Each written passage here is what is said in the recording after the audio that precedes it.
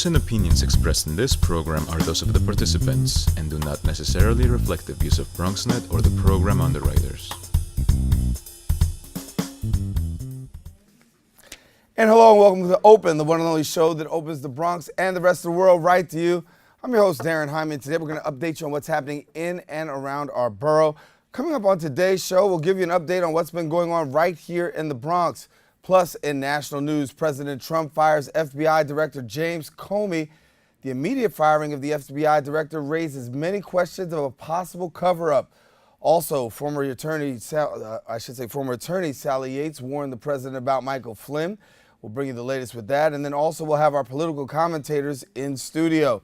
After that, we're going to hear from an organization that believes in building communities and changing lives through creating affordable housing for those right in our community. And then we're going to hear from another organization dedicated to empowering women as well as children. So we encourage you to stay connected to us because all this and much more is heading your way. Right now, we're officially open.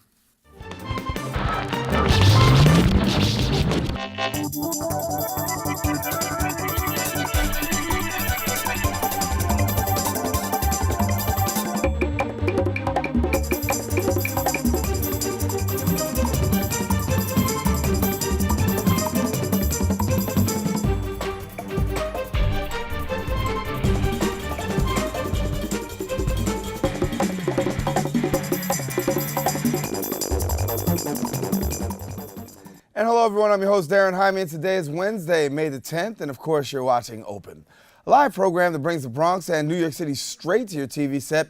Now, we want to encourage you to stay connected to us, and you can find out more about us at Twitter at BronxNet TV. And then, of course, you can check us out on Facebook at Open BronxNet Television. We start things off with some updates, and yes, it's that time of the year our borough longs for.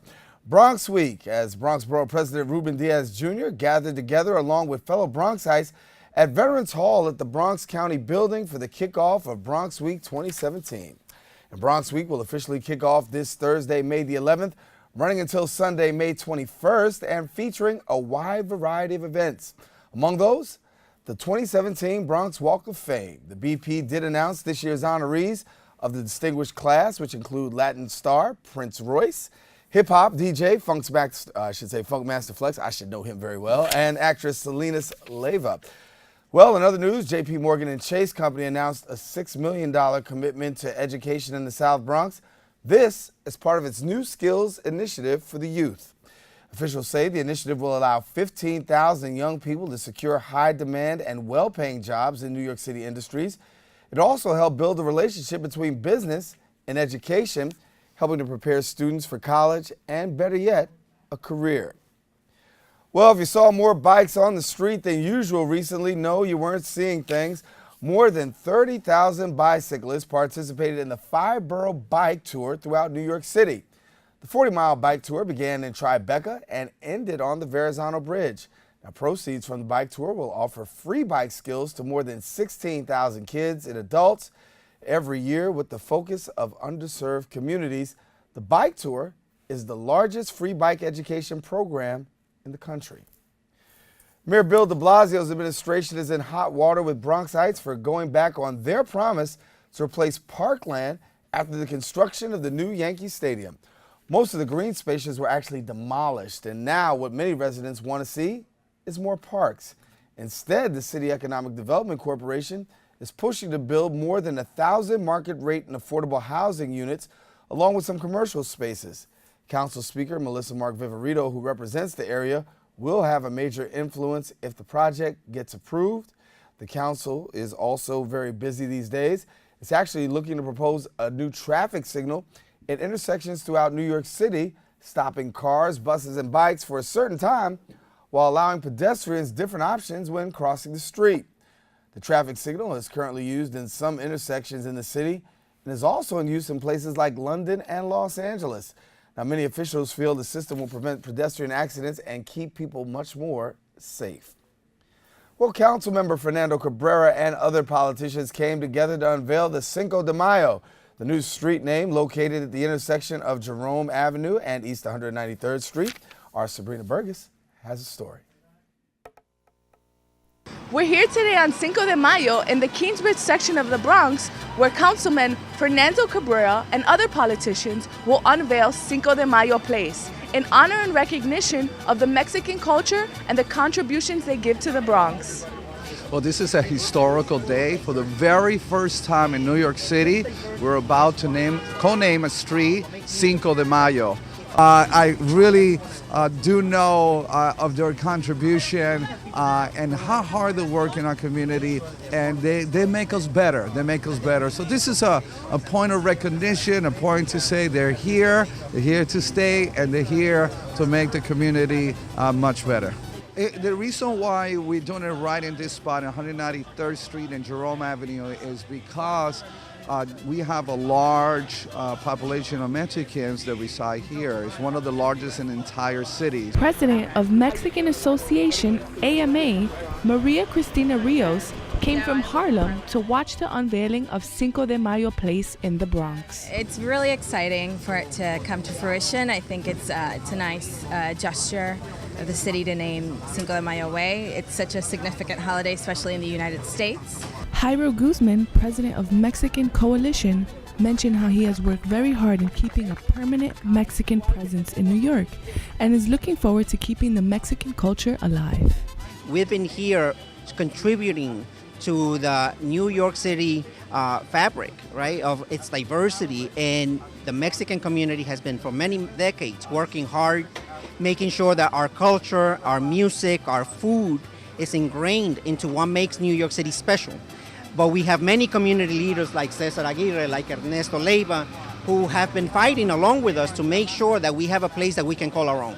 So today we have that. Today we can look up in Google Maps and be able to look at Cinco de Mayo Place.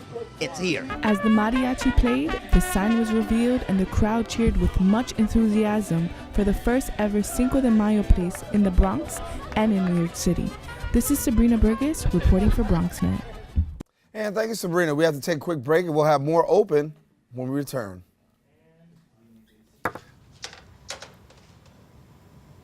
Wow, these are really good. You act surprised.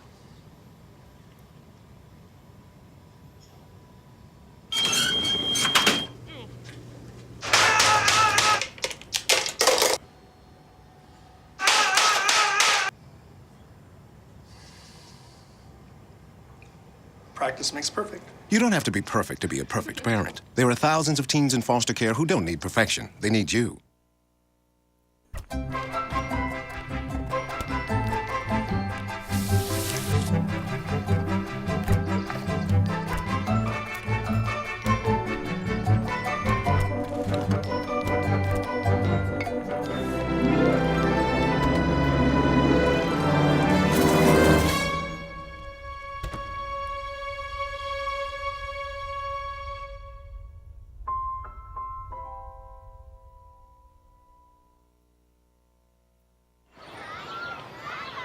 Did you know kids who play outdoors have healthier lungs? Totally. I did. Did you know that boys that play with dolls make better husbands?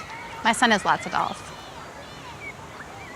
But did you know terry cloth diapers breathe better? I did. It's totally true. Oh, yeah. Did you know that strollers have the right of way on a sidewalk? Yes. Yep, I did. Did you guys Did you know that kids who eat breakfast have higher GPAs? Yeah, I know. Yeah. That's actually what I was going to say. Did you know babies should never touch silver? It's really bad for them. I knew that. Did you guys know that statistically friendly kids have more friends? Mm-hmm. Yeah. That's obvious. Did you know most people think they're using the right car seat for their kid, but they're not?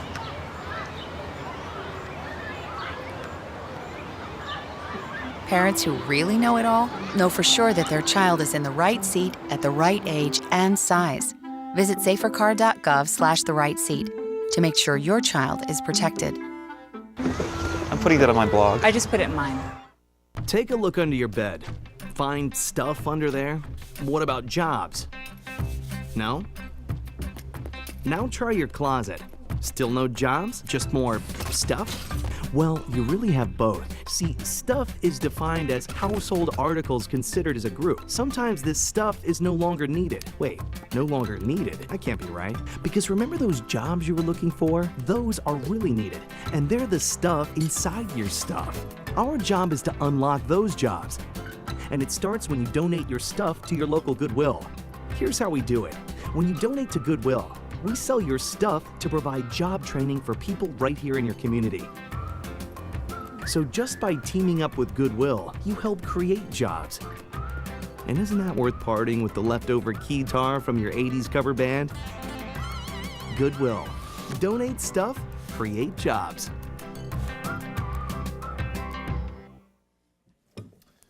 On Tuesday, President Donald Trump fired FBI Director James Comey, the man in charge of the Trump-Russia investigation. Now, President Trump explained the firing was due to the, quote, handling of the Hillary Clinton investigation into the use of a private email server. The shocking news raises many questions, especially when Trump has praised Comey for his actions during the campaign. Plus, Sally Yates testifies that she warned the president about the hiring of Michael Flynn. Here now to break down the latest issues, we welcome now BMC professor, political commentator, as well as lawyer J.C. Polanco, owner of Retrovision Media. Lee Vines here with us, and gentlemen, good to have you. Good morning. Of course, not a morning without controversy, and it's the morning after, if you will. When we look back at the firing of James Comey, I think the first thing that comes to mind, Lee, is timing. Well, timing, as they say, is everything. Perception is actually even more. And considering that this situation took place concerning a incident that happened back in July 5th when Comey decided that he had to come out and say something when he saw Lynch having a little get-together with Bill Clinton on the tarmac, and that was a huge no-no considering the situation that he was investigating Hillary Clinton. So they were able to use that incident as a pretext to get rid of him. And the perception at this point is that most people feel that Comey bit the dust simply because of the fact that he was getting just a little too close, and Donald Trump perhaps was getting a little bit too nervous. Mm-hmm. I think the timing is awful, but there's never a good time to fire an FBI director. There's always going to be an investigation. I could see why so many people are concerned this morning. Why would the FBI director be fired during an investigation of the president's men, right? But we have to also remember one thing. We have to remember that this is a country of laws and a constitution, and the president has the authority to fire any of the directors or any of the appointments to the cabinet. Now, it is clear that since Comey had the press conference on why Hillary Clinton would not be indicted, or why he would not recommend to then Attorney General Lynch that Hillary Clinton be indicted, after explaining all the reasons that any other human being on the face of the earth would be indicted, from that moment on, the Department of Justice and the FBI have been stained and marked. And then when we look in October and the Comey letter hits, there's not one Democrat that I know that wasn't angry at Comey for what he did. As a matter of fact, even last week, Secretary Clinton blames that Comey letter on her defeat. Now, at the end of the day, you're looking at the Comey letter, violations of the rules of the Department of Justice when it comes to coming to the press and issuing releases to the press days before an election. You're looking at the fact that the morale is down at the FBI and that so many people question the Department of Justice. What the president did here is within his authority. The problem is that perception, as you say, is reality for many. And he may not be convicted in court yet, or there may not be any indictments, but he's been indicted in the court of public opinion. Well, let's talk about this. You said that, obviously the president does have the authority to do this, but to look at how this takes precedent only once in presidential history, and that was under President Clinton, that a president has fired an FBI director. Under President Nixon. That was Nixon when that happened. Right, so you've had that happen only once. But it was different because Nixon had a Democratic Congress.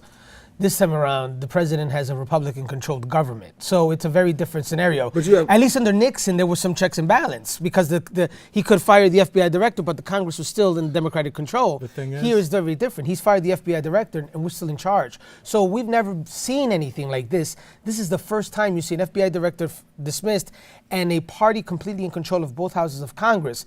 We're not prepared. Our Constitution is not prepared for this. This is the first time this has ever happened. And that's one of the reasons why the Republicans have to step up if they want to make sure that the country is still being run under a rule of law and not going off on some tangent by someone who feels as though that he pretty much could do anything he wants as president. They're going to have to step up, and they are. There are a number of Republican senators who have come out, House representatives as well, to express their displeasure with how things are going, and they are determined to get to the bottom of this. And I think that if it does break down along party lines and Republicans kind of take a step back and just wait and see what happens, then that's when the country can actually start worrying about, do we have a democracy or do we have a cane? I think at all times you will have a democracy. I think our democracy, however, is timed. So you're going to see in the next 2 years there will be a midterm election and the country will speak then. I'll tell you this. The president was within his authority to do what he did. The Democrats are split on this. I speak to Democrats last night, and Democrats are saying to themselves, good for him. When you play with, you get. Exactly. So then when I see this, and I just blanked myself out, when you see what Comey did to Hillary Clinton, they're happy he's gone. Now, when you realize that so many Democrats are happy about that, and then you realize that the Republicans themselves are split, you may have a room for compromise. And this is some of the things I'm thinking about. Perhaps, and I think you may agree. Let me just 1 second. I think you'd agree with me on this. If we appoint an independent counsel or a special prosecutor on this to investigate both, you may end up with a compromise. Both the Clinton emails and the handling of the emails and an investigation into Russiagate. That may be the compromise that could get through. I'm not sure we're looking for compromise simply because of the fact that former director Comey had pretty much made a pretty strong argument for himself that he said, look, I have Democrats coming after me, I have Republicans coming after me. If that's generally the case, then probably you're doing exactly what you're supposed to be doing. And the question I have is this: you've had now that's not to say that there weren't issues. But President Trump has praised Director Comey and said that he's done good work, and then yet and still he ends up on the chopping block. The question that's asked is, if you really felt this way and you felt that this was such a violation, why not fire him in January when you were firing everybody else? Well, he felt. Could I answer this really quickly? Because he felt he said the same thing about Mike Flynn.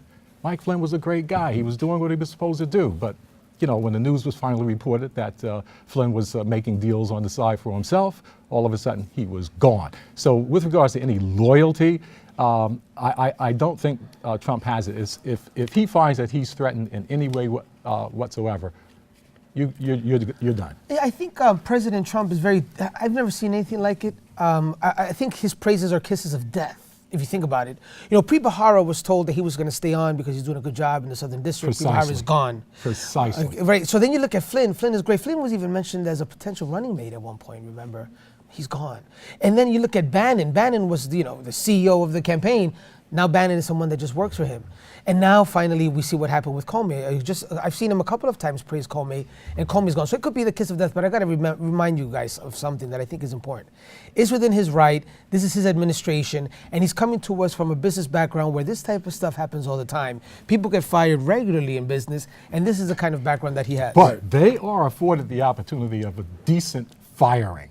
Comey found out he was done while he was in LA at the FBI's office, speaking to the rank and file, letting them know, look, there's a lot of stuff going on. We want to pull ourselves together and handle this the right way. Meanwhile, there's a bank of monitors right behind him running a scroll saying he's been fired. Now, Okay, so he's like school on Sunday, no class, but he's still president. And we have to remember this is within his authority. We'll take a quick break, and we'll take a quick break and continue our discussion about the FBI, or I should say the firing of FBI Director James Comey, in addition to where does the Russian investigation now go? We'll return right after this. 1 minute to find out if you may have prediabetes. You can do it here. But you probably won't. You're busy. Kids, work, show coming back in 48 seconds. So let's do this now. Hold up one finger if you're a man. Women, 0. 3 more fingers if you're over 60, 2 over 50, 1 over 40. If you're not sure, keep in mind you're sitting on a couch right now, so 1 more finger if you're not very active. 1 finger if yes, 0 if no. 1 yes, 0 no. Next, find the body type that looks most like you and hold up that many fingers while I look around awkwardly. And that's it. If you're holding up 5 fingers or more, you probably have prediabetes. Sorry to be so blunt, but hey, you're busy. Just go to the site. I'm only 17, but I know about investing. Believe in something, buy shares in it, watch it grow. So, what if you could invest in the future? The future of kids, like a stock. Not the kind of stock that's about making money, but a stock for social change. A whole new kind of investment called Better Futures. When you invest, it helps kids go to college. I could be one of the first college graduates from my family, the first philanthropist from my neighborhood. And if I'm the first, then maybe there's a second and a third. Believe in us, invest in us, watch us grow. My name is Sydney, and I'm your dividend.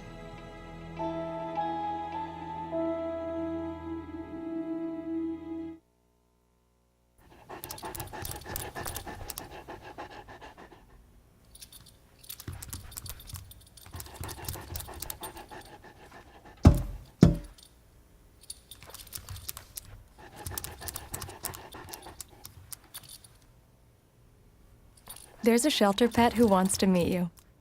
Meet one today. Visit theshelterpetproject.org. Adopt.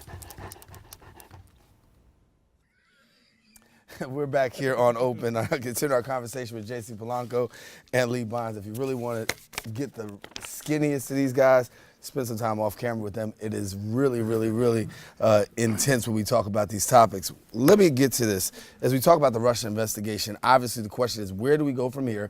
You have an FBI director who has now been fired. Questions are going to be asked about the new FBI director and whether or not there's going to be partiality in regards to the Russia investigation. Where do we see this going? Well, right now, it's up in the air. If you listen to the Democrats, they're not pleased at all with what's going on, and they're going to be very, very hard on whomever is brought forward to take this next spot. As far as Trump is concerned, a lot of people are thinking, and I can only put it that way, that he's going to be looking for somebody to go soft on him in the future. And there's literally no way to stop that from happening other than the fact that we're going to have some Republicans hold firm on this. The Democrats just don't have the numbers to stop whatever he's planning on doing. And if he's planning on saving his butt, he's planning on doing a lot. One person was quoted, JC, as saying that this is President Trump's, quote, most unpredictable and dangerous move yet. Oh, I don't know if that's true. I think that some of the tweets against North Korea and shouting out China have been dangerous. I think saying that we have naval, aircraft carriers outside of North Korea when we didn't, I think that was dangerous. I think this is unpredictable for sure. This was not predicted, and I think that it was dangerous for the democracy at the end of the day if he doesn't explain exactly what's going on. It seems as if too many people disagree as to why Comey was fired. And I think he has to make the case. He has to make the case to the American people. I fired him because of how he handled the emails that he was investigating with Hillary, the fact that there was no indictment after anyone else would have been indicted. But I am at the same time going to appoint a special prosecutor. I'm going to demand the Department of Justice appoint a special prosecutor in the meantime. I think if he were to do that, there has to be some sort of compromise. There has to be. There's never compromise anymore. There has to be some. And I think that if you were to appoint a special prosecutor into looking at the handling of the Clinton emails and another special prosecutor to examine Russiagate, then you're going to see both Republicans and Democrats and the American people breathe a little easier. But we're not ready for this. If all of a sudden the plan, as you were talking about just before, if the plan is to just ignore Russiagate from now on, because I think that's where we're heading. Last night, the deputy press secretary came on Fox and said, why don't we just drop it already? It's been a long time. It's been over a year. There's nothing to be found. If we don't continue to investigate Russiagate, you're going to see a scandal of enormous proportions in politics, and it may hurt my party in 2018. I don't see them dropping this whatsoever. I think that this is something that's going to be written into history. I think Donald Trump is going to have to face the consequences of his actions. I think it was a short-sighted move. I think a lot of people have already decided that his people did not think this thing through. They did not roll it out well, like they've been rolling out other things like the Muslim ban and stuff like that. No, I would have to say that this definitely is the most dangerous thing that he's done to date, in spite of all the other examples, great examples that you gave. Because the only thing that he accomplished with this is that he pushed all of the foreign policy issues off the table. Right now, a lot of people aren't talking about the fact that the United States is building up a military deal going on in Afghanistan. They're calling for 3,000 to 5,000 more troops. A lot of people don't realize that just yesterday, the South Koreans elected a liberal, anti-U.S. President. And this man is talking about talking to North Korea and demanding that THAAD missile defense system that the United States forced them to take 2 weeks ago, to remove it. And then when you talk about what's happening in Syria, that's a huge story that they're not talking about. The Russians, the Iranians, and the Turks just set up a no-fly zone of their own. They're calling it a de-escalation zone to protect innocents and to keep the United States from making any more of those incidents. Well, you know what? I think, again, we're not prepared for this. I think that the president has the authority to have an FBI investigator that will be loyal to him, an FBI director that will be loyal to him. He already has a deputy attorney general that will be loyal to him. We've never seen this before. We didn't expect this. I think the only person that we can look back now and blame for this is something that you saw during the campaign, and we got to stop lying to ourselves. During this presidential campaign, you saw a strong man running on my side, a guy who said only I can fix it. The red flags were there as to what kind of president you were going to get.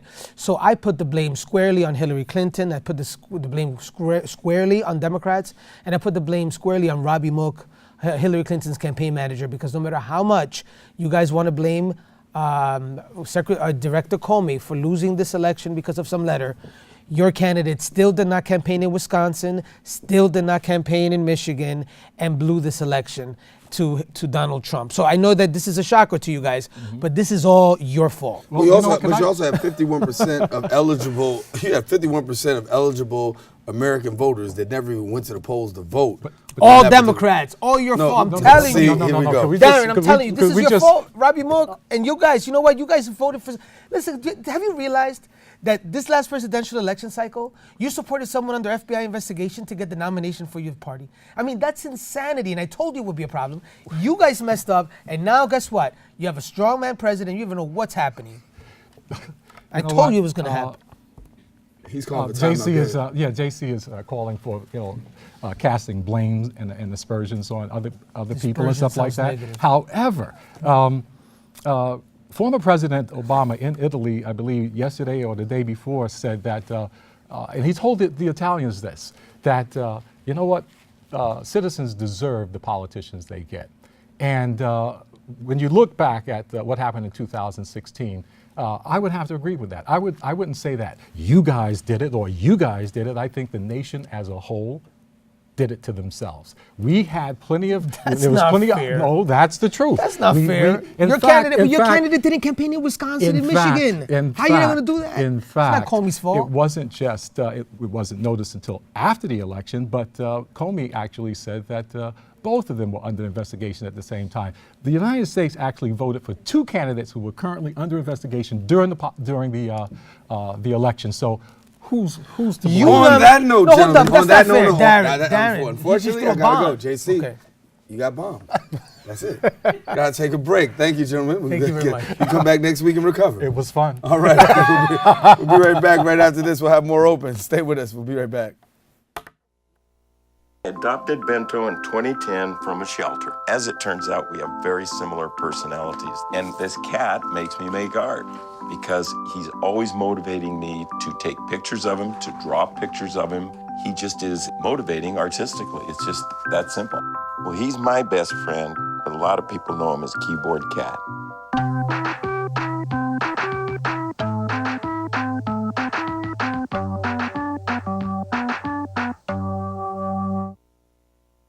Hamilton was adopted from a rescue in 2008. He really likes to be around people. And as soon as I start to make my breakfast, Hamilton is right there. I get out my mat and I'm doing a downward dog and he's underneath. He's quite the pug about town. He gets invited to a lot of parties. He knows he's a pretty big deal. I mean, look at this little face. How could you not love him?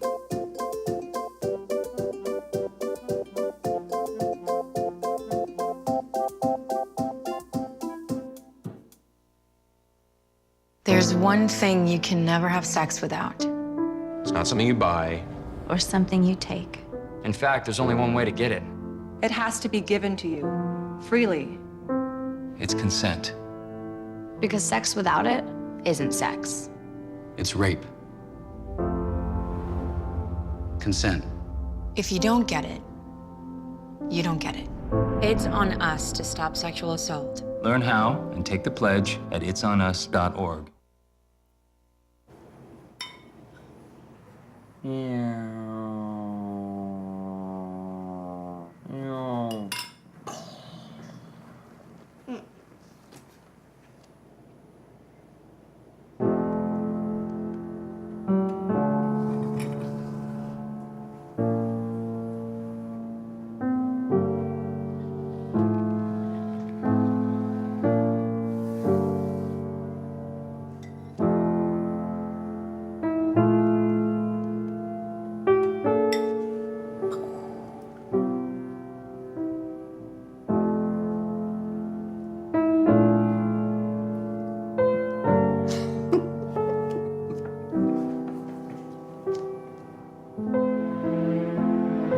In your new role, we help you help.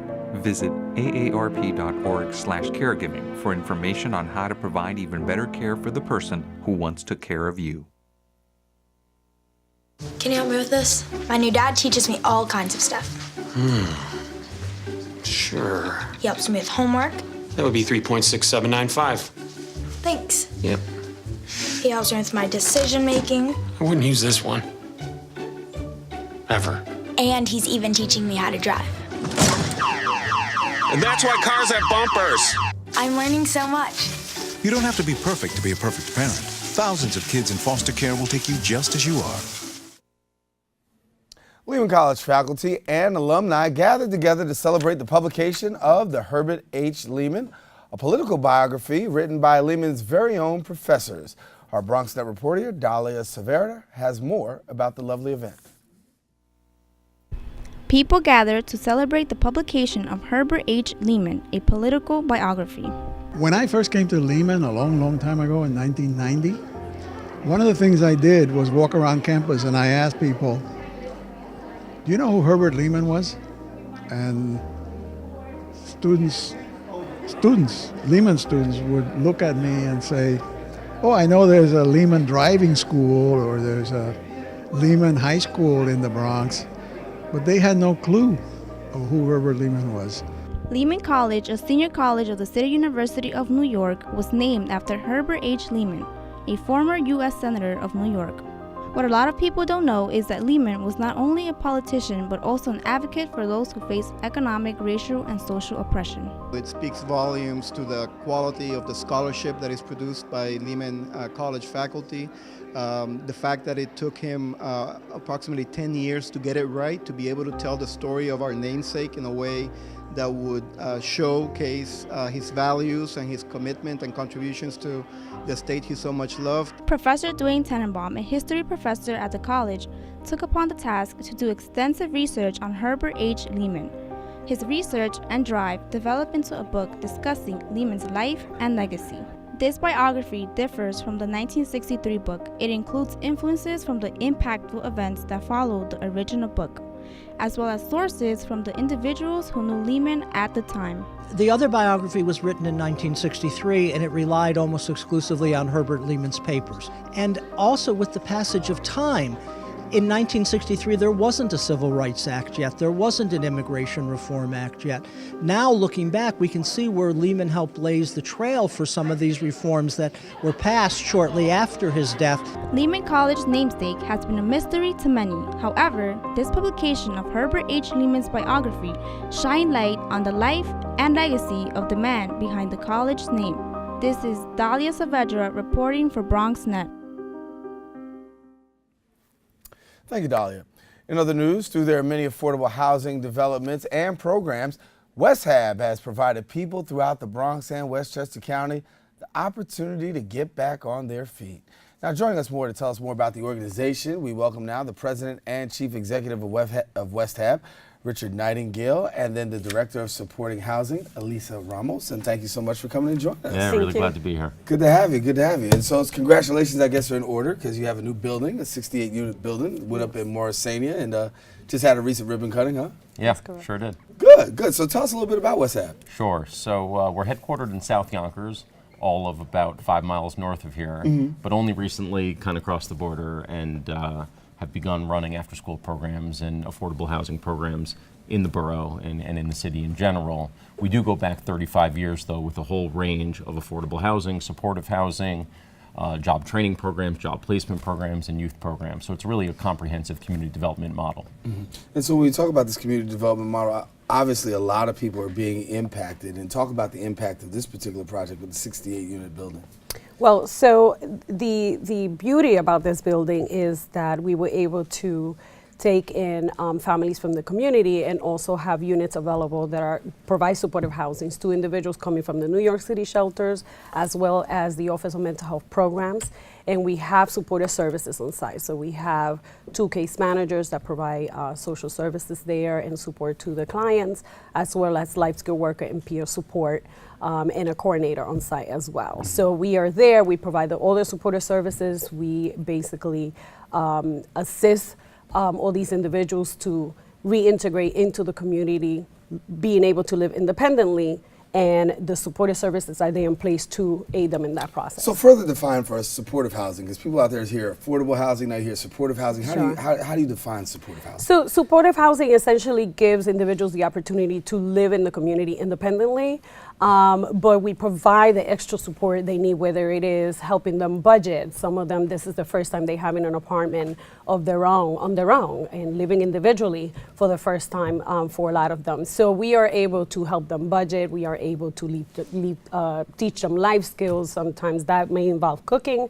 That might involve how do you upkeep the apartment, and essentially providing all the supporters we need and connect them to community service providers that whether it is for mental health services or if they're in recovery, it could be connecting them to substance abuse programs to help them in their recovery. So we do everything possible and we assess what are the services they need so that they can maintain living independently. They can maintain that. If not for supportive housing, you'd have a lot of folks stuck in shelters, stuck in environments they don't need to be in, who could live independently with the right support. Right. So how many affordable buildings have the kind of 24/7 services we're able to deliver? We're able to deliver that because it's a supportive building, a mixed affordable and supportive building.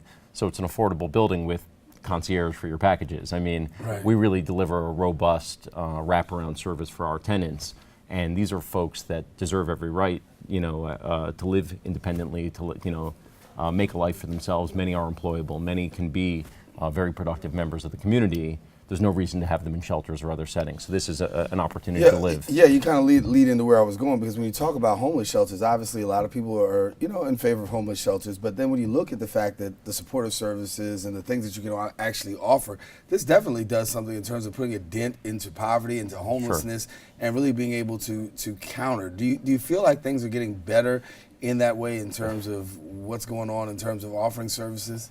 I would say, unfortunately, probably not better in some ways, right? We all know how expensive the New York City housing market is. That's not changing. Communities are continuing to gentrify and, change in the wrong way for our tenants and our fellow community members. So we have a soaring homeless population in New York City. It's really buildings like our Gouverneur building that are the solution. It's just the ability to put those kind of buildings up could never keep up with the demand. So there are, frankly, tens of thousands of folks in shelters that don't need to be there. That's not the best setting for them. That could function very productively if given the kind of opportunity that this building provides. So I think there is opportunity. I don't want to be pessimistic. I think that there's this model works, and we see it every day work, but the homeless population and that problem isn't going to be solved overnight. And Elisa, we talk about some of these supportive services and that concierge service, if you will, and some of the things that you guys offer in addition to community development. Walk us through some of those things. That we offer in our programs? Yeah. So, West Hub has an array of different programs because we serve individuals that are homeless, we serve families, as well as veterans. So in all of our programs, basically, we have supportive services in the program itself, whether they are living in Scattershot units, which are apartments in the community, or whether they are living in a building like Gouverneur, for example, that we just opened. or in our shelters, there's supportive services in each site that you go to.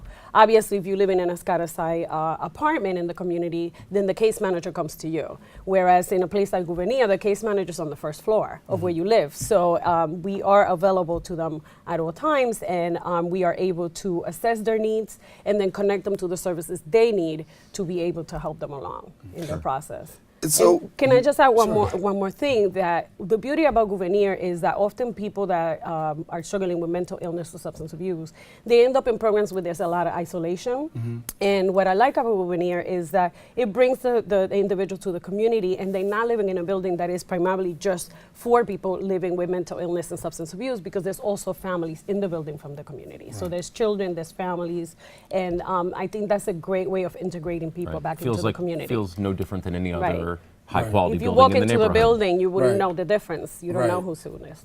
And I guess when you talk about New York City, because Westchester County is a little bit different, but when you talk about New York City, with all of this great, I don't say great, but all the new commercial development that's going up, sometimes the question is, we don't need affordable housing, we don't need more affordable housing units, but yet and still when we look at a building such as yours, it's a 68-unit facility that does a little bit more than that. It seems to almost bridge the gap, if you will. Sure. I mean, I would also say every affordable building that opens has hundreds and if not thousands of people on the waiting list. The demand is unquestioned. And when people think of affordable housing, they often think low income. But there's a lot of moderate income families and singles that qualify for affordable housing. These are school teachers and police officers and regular members of our community. Not everyone's making $1 million a year and can afford, you know, the loft in Chelsea, which would be lovely, but you know, we work in the nonprofit sector. We could tell you all about this, right? So the truth is a whole range of affordability is needed. Everything below market is affordable housing. So there's affordable housing that goes up to 100% of market, 80% of market, 60% of market. These are working folks. I mean, you know, this is not low income. This is not, you know, public housing. There's a lot of terms that get thrown around. This is just providing a high quality apartment at a decent rent for members of our community. So where do you see things happening in the future? Obviously, you got a lot of good things going. Talk to us about what's going on in the future. Sure. So one part of West Hab we touched on, but just quickly, is our expansive youth programs. You know, if we can swim upstream and do prevention and work with young people to go on to college and successful careers, we'd love to be out of the homeless housing business. We'd love to not be needed, you know, on the back end, right? So empowering young people. West Hab runs 9 after-school programs, 4 in the Bronx. We serve over 1,000 young people every day. These kids are amazing. So you want to talk about where things are going in the future, we're blown away every day by the people we serve.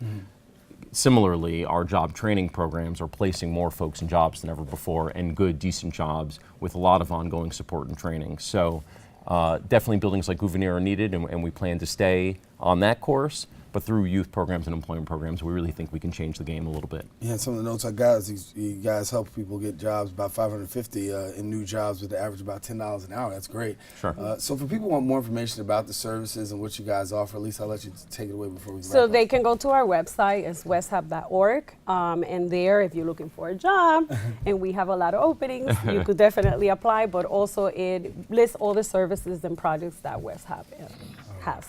Well, Lisa and Richard, thank you so much for coming and sharing with us, and best wishes. Congratulations on the new building. Thanks so much. As Thanks so things much. continue to mushroom and bloom here, come on back. Please have We us will. back. All righty, we'll do that. We'll do that. We'll do Thank that. you. Listen, and for you, we want you to stay tuned. We got more show coming up. Back with more Open right after these messages. So, I'm kind of new here, but I've noticed a trend. My human does this funny thing where she goes around and gets all my toys, and then she hides them in that basket by the door. You know, but it's always the same basket, and it's always in the same place. And then she acts so surprised when I find them, but, you know, she's putting them in the same basket. Again. It's like, hello? That's where you put it last time. You were the worst at hide and go seek.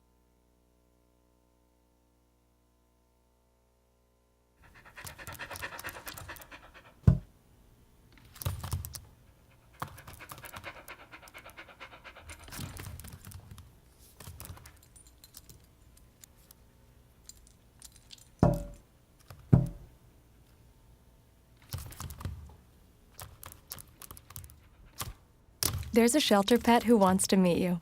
Meet one today. Visit theshelterpetproject.org. Adopt. So they say it's a man's world?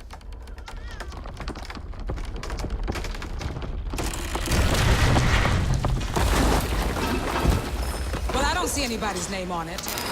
While they were out doing their thing, we slowly changed all that.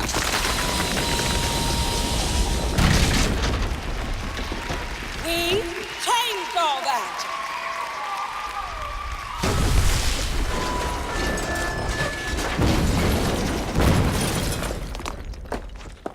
Today, women can do anything men can do. And there's one thing we're even better at.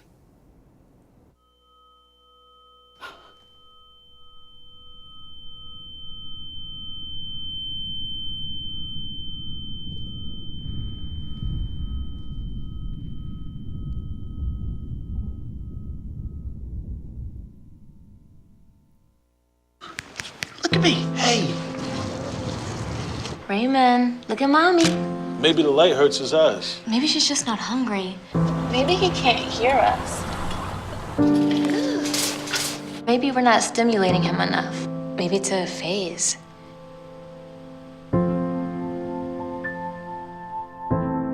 Avoiding eye contact is one early sign of autism. Learn the others today. The sooner it's diagnosed, the better.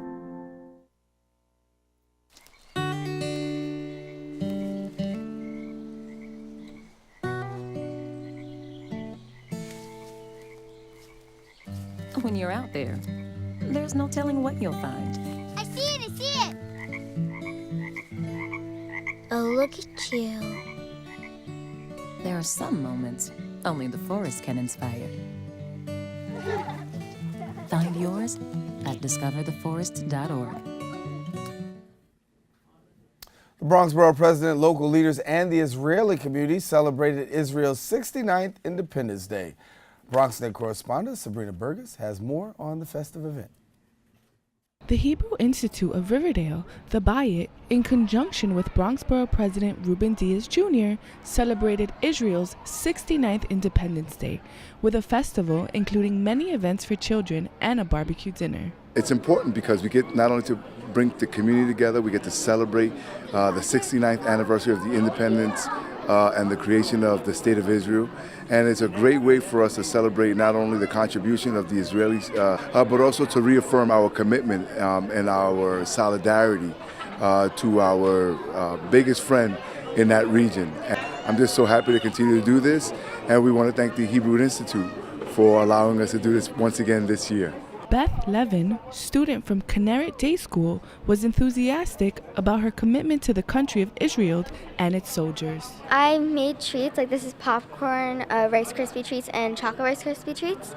And I'm raising money for an Israeli organization, and it's called A Warm Home for Every Soldier. And also over here, there's a card that I made for Happy Birthday Israel, and we're going to give it to the soldiers, and it's thanking the soldiers. While celebrating Israel's big day, the Jewish National Fund brought along activities for children to not only entertain, but to also teach the Hebrew language, while raising money for sustainability in Israel. The Jewish National Fund is an organization that supports projects in Israel, especially in the south and in the north. And we're here today celebrating Israel's Independence Day. What we're talking about mostly is how JNF helps make the desert bloom in Israel, which is the theme of today. And we support many projects that involve planting trees, recycling water, helping people move to the periphery of Israel. And that's what we're about, and that's what we support in Israel. So we have firefighter bingo, so the children can learn a little Hebrew, learn what things mean, throw some fun in it. This is a blue box, this is a tzedakah box. So you can take it home, you put money in it, and then you bring it back and you can donate it to JNF. Parents and children were thrilled to have many fun activities to participate in while celebrating the 69th birthday. Gavin and Mommy were excited to get creative. Today we are celebrating Israel's birthday, and we have our children here, and we're playing and we're making art projects. And we're also having a barbecue upstairs just to celebrate Israel's birthday, and we're so proud of the country that it is. We're here today at Hebrew Institute of Riverdale, where we're celebrating the 69th anniversary of Israel's independence. While the children are having fun and the parents are celebrating. I'm Sabrina Burgess, reporting for BronxNet. The Women's Empowerment Self-Defense Academy provides women and children with empowerment techniques to keep kids safe from all types of violence, abuse, and/or harassment, while also living a happy and a productive life. And joining us now to tell us more about WESDA and their upcoming Sassy Girls Rock for Life event, we welcome now the president of WESDA, Stephanie Pryor, and the Grand Master of WESDA, Linda Ramsey Ranson, and she's also a 8th degree black belt and founder and CEO. And good to have you. Of Women's Empowerment. Yes, good to have you. Yeah, thank you for You do having not us. look like the 8th degree black belt, but I'm not trying to find out. How's it going? It's going well. It's going well. Good. Yes. When we talk about women's empowerment, obviously empowering young people is a passion of you guys, and your organizations got established in 1981. But give us a little bit more about it. Well, actually, we're an anti-violence, comprehensive multicultural organization, non-for-profit. We started in 1981, but we realized that in 2009 that we needed to reach a wider community, so we became non-for-profit in 2009 to reach out to a wider community.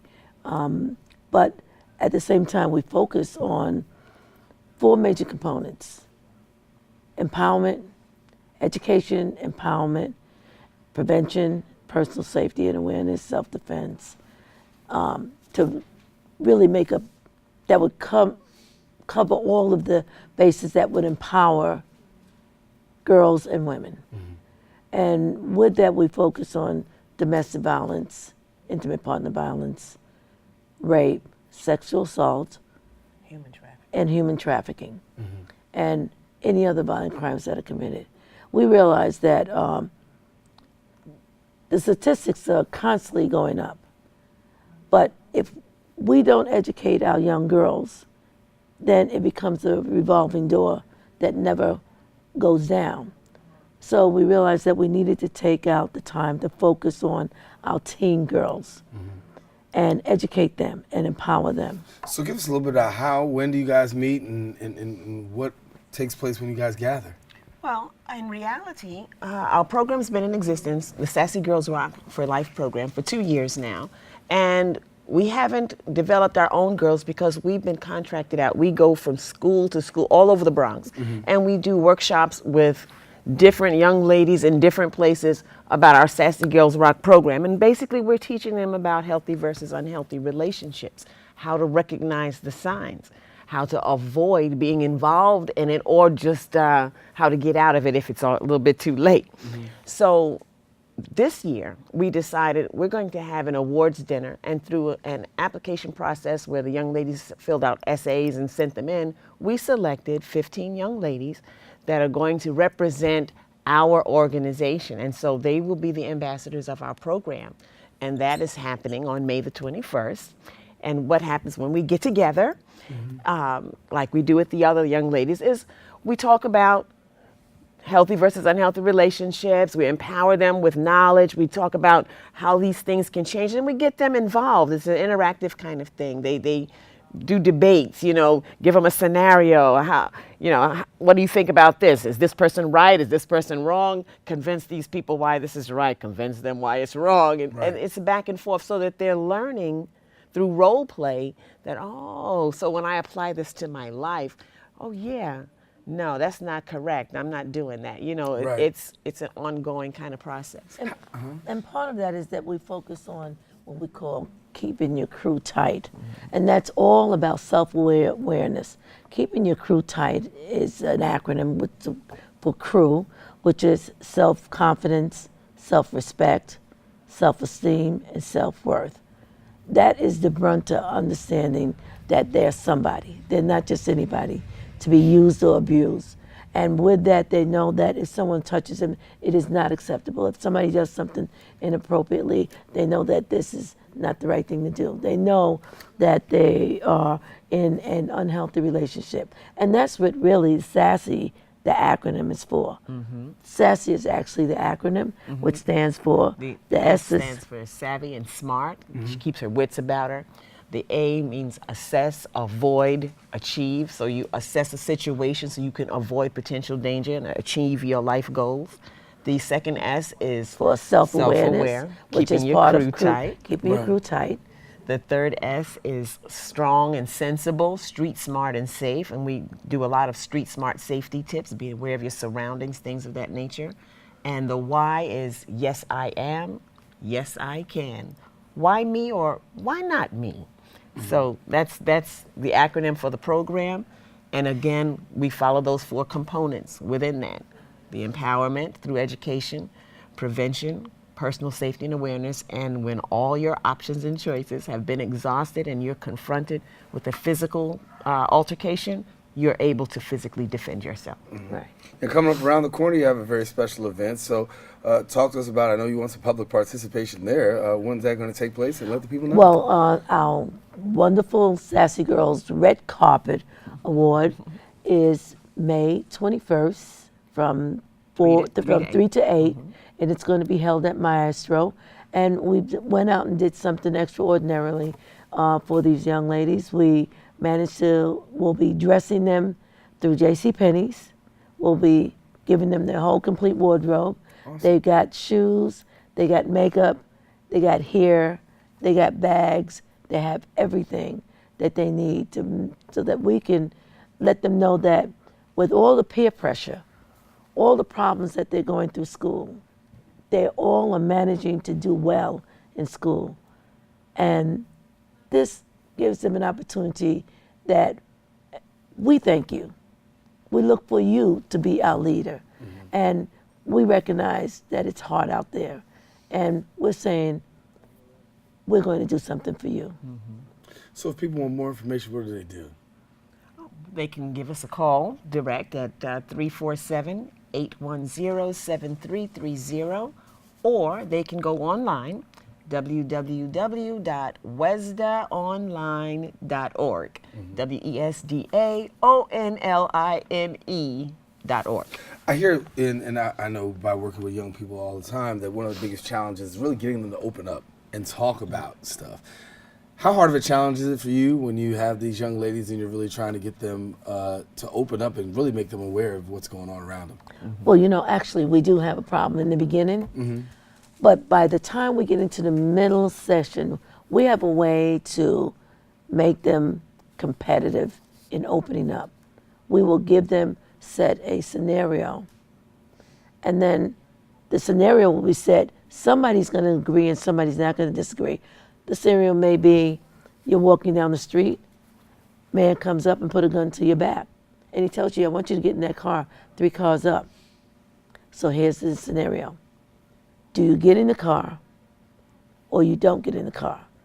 And here's where they all open up. Because somebody's going to say no, and somebody's going to say yes. And here's where, and that starts the whole. That's the debate. That's the All right. debate. Well, that's good. Well, I want to thank you guys for coming and sharing with us.